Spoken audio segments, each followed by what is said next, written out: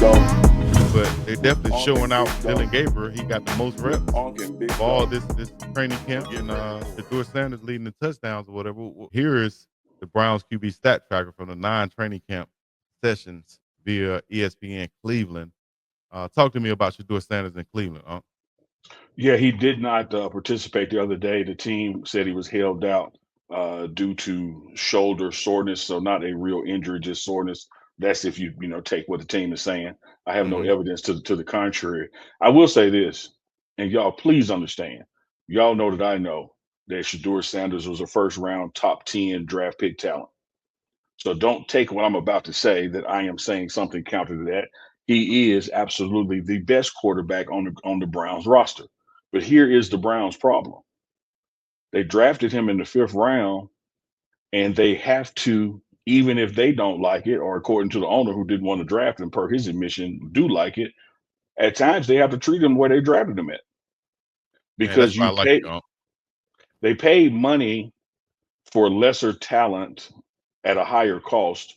They have to give that talent the opportunity to fail because that's where they put their money at. They should have drafted Shedeur in the first round, second round, or third, but they drafted him in the fifth. They took two other quarterbacks before him, and at some point in camp, you have to allow your earlier picks to fail to prove themselves not fit before you just skip over them and give the guy you paid the least amount to an opportunity to jump them.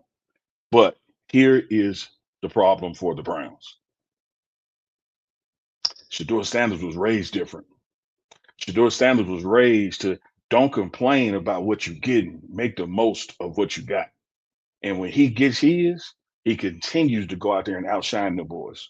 He continues to go out there and outperform them. He continues to make the fan fervor pitch grow and grow and grow. So I still say what I've been saying that should he remain a Brown, he's going to get that starting job because there's going to come a point in the season because of performance that he is undeniably the best quarterback on the team. The other thing that can happen, Chico, is almost like we talk about this Michael Parsons situation where you can't just let people walk. You got to get something from them.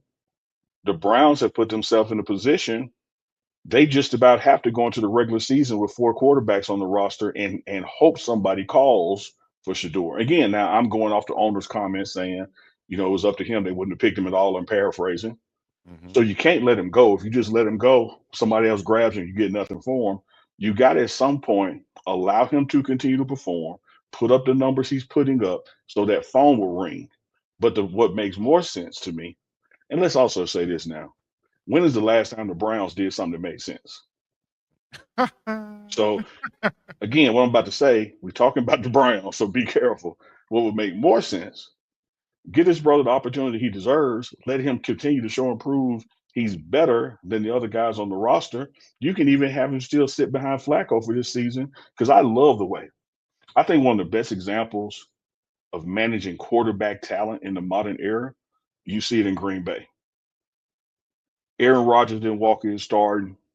Favre didn't walk in starting. Like they grow and develop their quarterbacks, and so when that next guy is ready, he's damn ready.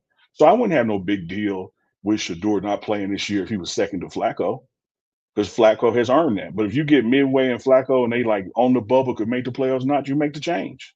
Mm-hmm. Just like when the Cowboys, my beloved Cowboys, brought in Drew Bledsoe from the Patriots, had Tony Romo on the bench. Bledsoe got chance after chance after chance, and one night on Monday Night Football at halftime, they made the change. It happens. But the thing is, because they drafted this guy 155th, fifth round pick, or whatever it was, they are now hell bent on we have to treat him as such, and these other guys got to get the reps. But look at that screen and what those guys are doing with their reps. 54%, 63 of 113 with two interceptions. 67%, 23 of 34 with one interception. Meanwhile, Shedeur given just 70 passes, connected on 49 of them, that's 70%, and six TDs with no INTs. Ray Charles could see who needs to be in that huddle. I only Hey, said all that, Chico, because you asked. hey, listen. I need to ask a lot more then because hey, man, you just broke it down to the bone gristle. You preached the sermon right there. All I have is a bunch of claps to give you, and I'm sure the chat will echo that. Where you at, chat? Put the claps in the chat right now because you ain't lying, dog. I can't say anything else. From an owner standpoint, from a Brown standpoint, that's exactly what they did. They drafted Gabriel in third round. So Mm-hmm. now they have to give him the opportunity, as this reflects right here. 113 chances, attempts. That's more than Flacco. Of course, Pickett got hurt a little bit, so that gave Shedeur more of an opportunity to get to 70 attempts. But and we see what's going on. We see the production, and it's only showing what he's done in college is mirroring the same thing. What he's done in college. High completion percentage, low interception, touchdown ratio.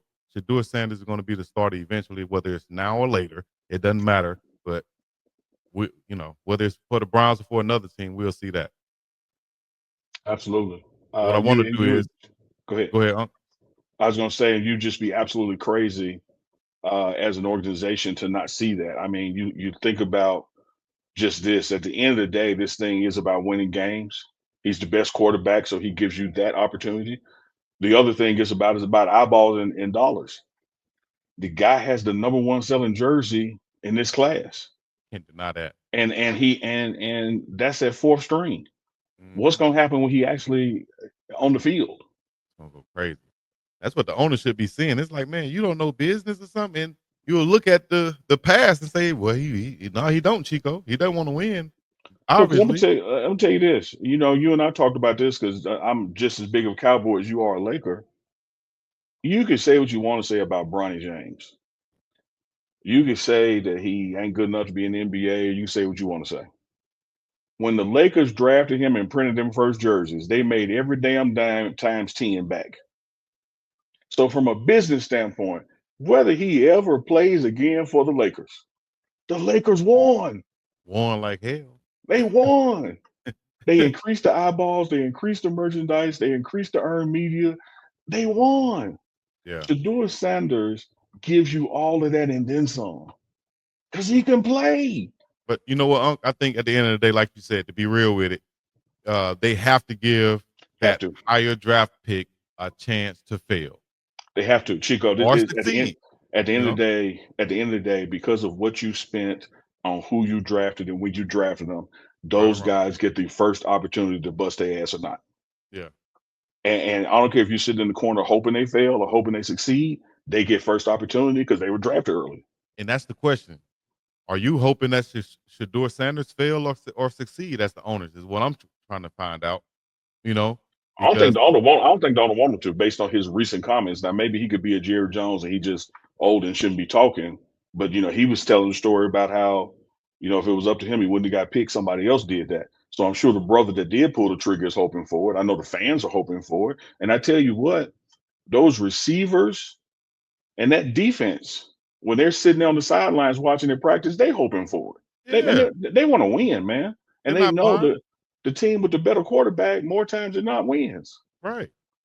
And they also know that when you when you're looking at your team out there, right? You evaluate your team. Like if I'm looking at the offense, if I'm a defensive player, I'm looking at it saying, oh, I would love to feast on that guy, or I know that guy there can't succeed against the guys who he's going to be playing against. And they Oh, also see Chico. that, oh, that guy there can play.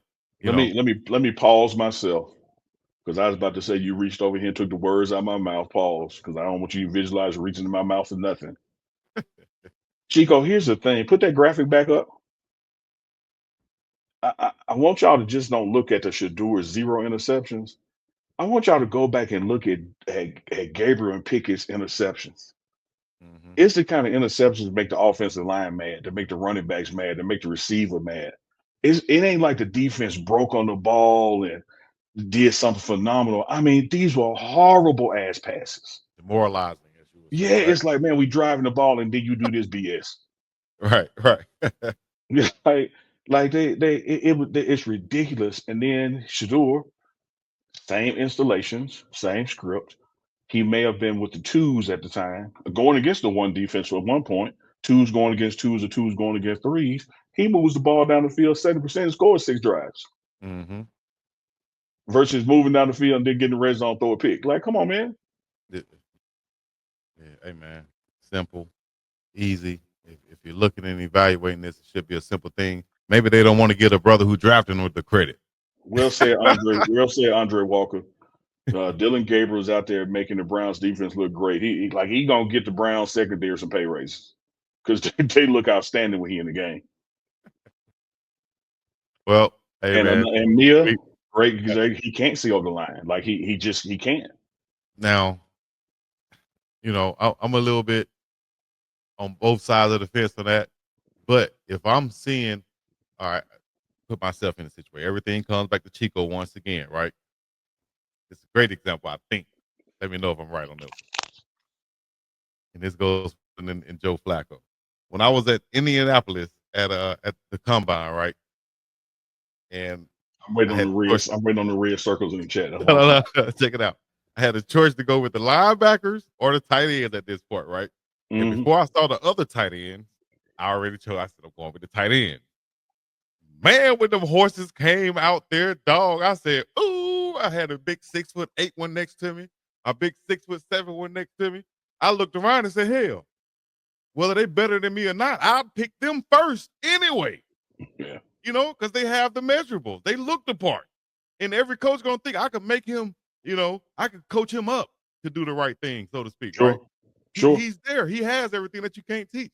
So when you look at a guy like Dylan, I think he's gonna have to do the extra Absolutely. and then you put him next to a guy who already has these natural measurables. More than likely, he's gonna win out over this guy who's on the side, dog. Chico, I got to fight to be 6'2". Like a lot of people try to tell me I need to use 6'3". No, I'm like right there at 6'2". And I met Russell Wilson here last year. 6 foot my ass. 5'9", 5'10" at best.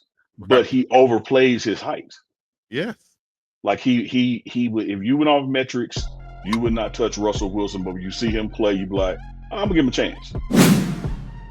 Hey, we appreciate you guys for watching and sharing this thing, letting your family and your friends know that they should be checking in with us too and subscribing to the Pregame Network, Big Dog Chico's channel, following us on social media at Big Dog Chico, the Pregame Network, and BS, what is it? BSTGK. Better do it.